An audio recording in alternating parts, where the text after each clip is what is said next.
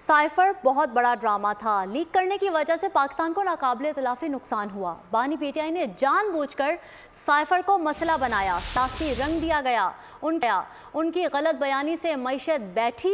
9 मई जैसे वाकयात हुए। शर्जील मेमन कहते हैं, कौम को गुमराह किया गया, आंखों में धूल झोंकी गई। साइफर मामले पर मुतालिका सफ़ीर को बुलाकर एहतजाज तक रिकॉर्ड नहीं करवाया गया।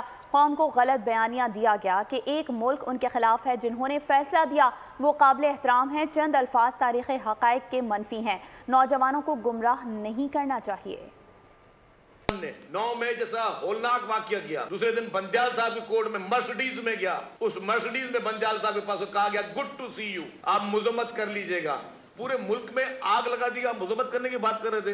क्या ये कानून ये नौजवान को देके जा रहे हैं? आज उसकी एक हवा चल रही है। नौजवानों को गलत तरीके से सोशल मीडिया के जरिए एक गलत पैगाम पहुंचाया जा रहा है, मनफी उनको नेगेटिविटी पैदा की जा रही है। तो अगर वो नेगेटिविटी पैदा की जा रही है तो अक्सरियत तो किसी दौर में श्रीलंका में तमिलनाडु की भी बहुत बड़ी अक्सरियत थी। क्या बड़ी पार्टी का मकसद है कि उसमें कानून का इतलाक नहीं होगा? कहां से मैं कहता हूं इमरान खान या पीटीआई बड़े लीडर हैं, बड़ी पार्टी है, जो अपनी सियासत अपनी पार्टी को लॉन्च करने के लिए, जिनके लाहौर में बाकायदा जिनको टेस्ट ट्यूब बेबी की तरह उनको जो है उनकी सियासत बनाई जाती है।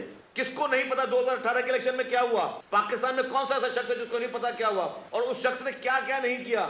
मौजूद जज हजरात के खिलाफ रेफरेंस भेजे। क्या ये बड़े लोग हैं जो अपनी जाती मुफाद के लिए, इक्तदार के लिए की हवस में मुल्क को कॉम्प्रोमाइज करने के लिए तैयार हैं?